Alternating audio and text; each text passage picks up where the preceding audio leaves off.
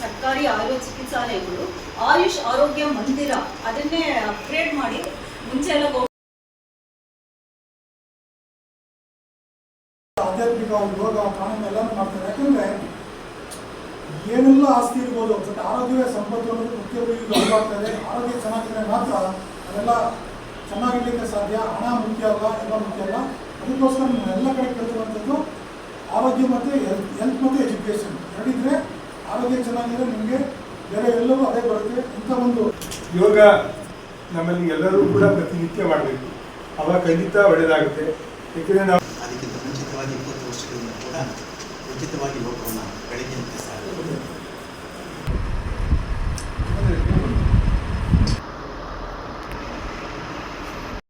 ಹಾಗಾದ್ರೆ ಅದು ಯೋಗದ ಜೀವನ ಅಂತ ನನ್ನ ಅನಿಸಿಕೆ. ಮಾತಾಡೋದು ಅವಕಾಶ ಕೊಡ್ತಿದ್ದಾರೆ.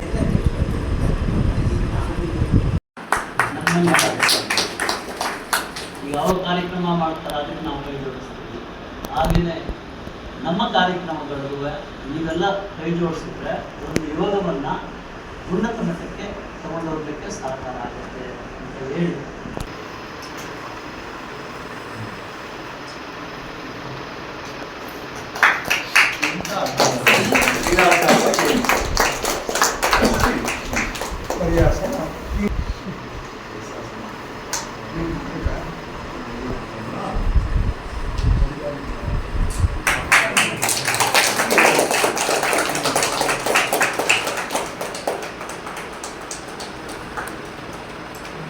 ಪ್ರಸಾರಿತ ಮತ್ತು ವನಿತಾ ವಿಶೇಷ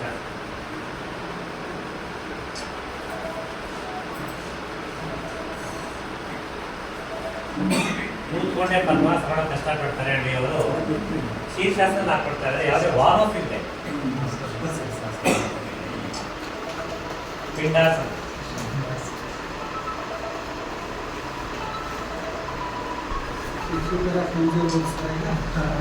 ತುಂಬ ಸೀರಿಯಸ್ ಹಾಗೆ ದೂರ ತೋರಿಸ್ಬೇಕೀಗ. ಎಲ್ಲರಿಗೂ ನಮಸ್ತೆ. ಹಿಮಾಲಯ ಫೌಂಡೇಶನ್ ಮತ್ತು ಮೈಸೂರು ಯೋಗ ಅಸೋಸಿಯೇಷನ್ ಇವರಿಗೆ ನನ್ನ ಕಡೆಯಿಂದ ಒಂದು ತುಂಬ ಹೃದಯದ ಧನ್ಯವಾದಗಳು. ಯಾಕೆಂದರೆ ನಮ್ಗೆ ಈ ಥರ ಯೋಗಭೂಷಣ ಪ್ರಶಸ್ತಿ ಸಿಕ್ಕಿದಾಗ ಒಂದು ಪ್ರೋತ್ಸಾಹ ಆಗುತ್ತೆ. ಯಾಕೆಂದರೆ 10 ಮುಂದೆ ಇದನ್ನು ಮುಂದುವರ್ಸ್ಕೊಂಡು ಹೋಗೋಕ್ಕೆ ನಮಗೊಂದು ಪ್ರೋತ್ಸಾಹ ಸಿಕ್ಕಿದಂಗೆ ಆಗುತ್ತೆ. ಅನಂತು ಅವ್ರಿಗೆ ಹಾಗೂ ರಮೇಶ್ ಶೆಟ್ಟಿ ಅವ್ರಿಗೆ ಮತ್ತು ಸೋಮಶೇಖರ್ ಸರ್ಗೆ ತುಂಬ ಹೃದಯದ ಶುಭಾಶಯಗಳು. ಅದರ ಧ್ಯಾನದ ಬಗ್ಗೆ ಇತ್ತೀಚಿನ ಇವಾಗ ಸ್ಟ್ರೆಸ್ಫುಲ್ ಲೈಫಲ್ಲಿ ಧ್ಯಾನ ಮೆಡಿಟೇಷನ್ ಎಷ್ಟು ಮುಖ್ಯ ಅದರದ್ದು ಬಗ್ಗೆ ಮತ್ತು ಸೈಂಟಿಫಿಕಲಿ ಅದು ಯಾವ ಥರ ನಮ್ಮ ಬಾಡಿಯಲ್ಲಿ ಚೇಂಜಸ್ಗಳು ಆಗುತ್ತೆ ಮತ್ತು ಸಮತೋಲನ ಮೈಂಡನ್ನ ಒಂದು ಬ್ಯಾಲೆನ್ಸ್ಡ್ ಸ್ಟೇಟಲ್ಲಿ ಇಟ್ಕೊಳ್ಳೋಕ್ಕೆ ಮತ್ತು ಆರೋಗ್ಯ ಕಾಪಾಡ್ಕೊಳ್ಳೋಕ್ಕೆ ಎಷ್ಟು ಮುಖ್ಯ ಅಂತ ಪ್ರಾರಂಭ ಆಗಿದ್ದೆ ನಮ್ಮ ಮೈಸೂರಿನಲ್ಲಿ. ಯೋಗಾಚಾರ್ಯರಾದ ಕೃಷ್ಣಮಾಚಾರ್ಯ ಪರಂಪರೆ ಅನ್ನೋ ಒಂದು ಜ್ಞಾನ ಮಾರ್ಗದಲ್ಲಿ ನಡ್ಕೊಂಡು ಬರ್ತಿರುವಂಥದ್ದು. ಮತ್ತು ನಮ್ಮ ನಾಳಿದ ರಾಜರೆಲ್ಲ ಅದಕ್ಕೆ ಪ್ರೋತ್ಸಾಹ ನೀಡಿ ಇವತ್ತು ಯೋಗ ನಗರಿ ಅನ್ನಿಸ್ಕೊಂಡಿದೆ. ಮತ್ತು ಯೋಗ ಸಮಾವೇಶವನ್ನು ಸ್ವತಃ ಪ್ರಧಾನಮಂತ್ರಿಗಳೇ ಬಂದು ಭಾಗವಹಿಸಿದಂಥದ್ದು ನಾವು ಕಂಡಿದ್ದೇವೆ. ಇಂತಹ ವಿಶೇಷವಾದ ಆರ್ಷೇಯ ಜ್ಞಾನ ಯೋಗ ಉಳಿಬೇಕು, ಬೆಳಿಬೇಕು ಅನ್ನೋದೇ ನಮ್ಮೆಲ್ಲರ ಹಂಬಲ, ಆಶಯ. ಇವತ್ತು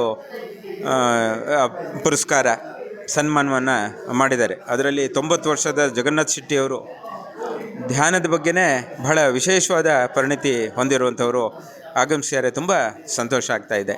ಇರ್ತೇವೆ ಈ ಔಷಧಿ ರಹಿತ ಚಿಕಿತ್ಸೆಗಳಲ್ಲಿ ಮೇನ್ ಆಗಿ ಒಂದು ಪ್ರಕೃತಿ ಚಿಕಿತ್ಸೆ ಇರುತ್ತೆ ಮತ್ತು ಯೋಗದ ಮೂಲಕ ಅನೇಕ ಕಾಯಿಲೆಗಳನ್ನು ನಾವು ಗುಣಮುಖವಾಗಿ ಮಾಡ್ಕೋಬೋದು.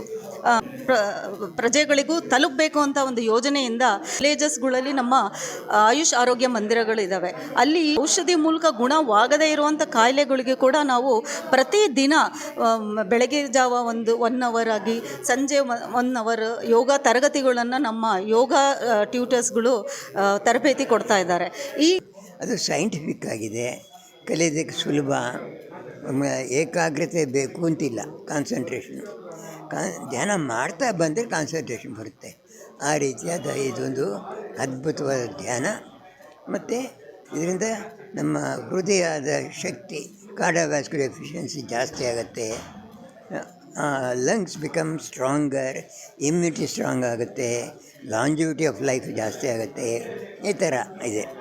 ಬ್ರೈನ್ನಿಂದ ವೇವ್ಸ್ ಪ್ರೊಡ್ಯೂಸ್ ಆಗುತ್ತೆ ಧ್ಯಾನ ಟೈಮಲ್ಲಿ. All waves R indicators of alertness ಅದು ಬ್ರೈನ್, ಅಂಥ ವೇವ್ಸ್ ಎಲ್ಲ ಬ್ರೈನಿಂದ ಬರುತ್ತೆ ಈ ಧ್ಯಾನ ಟೈಮಲ್ಲಿ.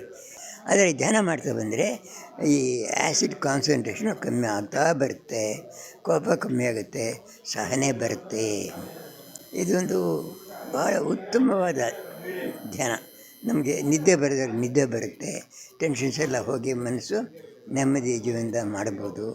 ಇದು ಒಂದು ಆಧ್ಯಾತ್ಮಿಕ ಪ್ರಗತಿಗೂ ಅನುಕೂಲವಾಗುತ್ತೆ ಮತ್ತು ನಮ್ಮ ಆರೋಗ್ಯವನ್ನು ಕಾಪಾಡಿಕೊಳ್ಳೋಕ್ಕೂ ಆಗುತ್ತೆ. ಇದು ಒಂದು ಟ್ರಾನ್ಸೆಂಡೆಂಟಲ್ ಮೆಡಿಟೇಷನ್ದ ಸಿಂಪಲ್ ಟೆಕ್ನಿಕ್. ಬೆಳಗ್ಗೆ 20 ನಿಮಿಷ ಮಾಡಬೇಕು, ಸಂಜೆ 20 ನಿಮಿಷ ಮಾಡಬೇಕು.